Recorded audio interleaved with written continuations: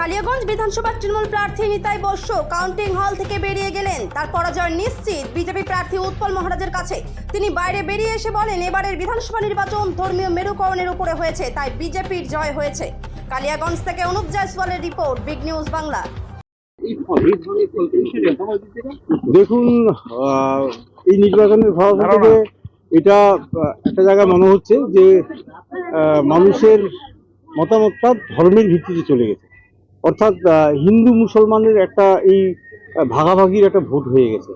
যে ক্ষেত্রে আপনি যেখানেই দেখবেন যে যেখানে হিন্দু মানুষ বেশি রয়েছে, হিন্দু অধ্যুষিত মানুষ বেশি রয়েছে, সেখানে বিজেপি ওদেরকে একদম ধর্মের মেরুকরণে কনভার্ট করতে সক্ষম হয়েছে। উন্নয়ন, ডেভেলপমেন্ট এগুলো কোনো মাইনে রাখেনি। দাদা কি মনে করছেন, কংগ্রেসের সাথে কি জোট করলে কি আপনাদের ফল ভালো হতো? না, এটা তো উপর নেতৃত্বে বলতে পারে, এটা আমার কথা নয়।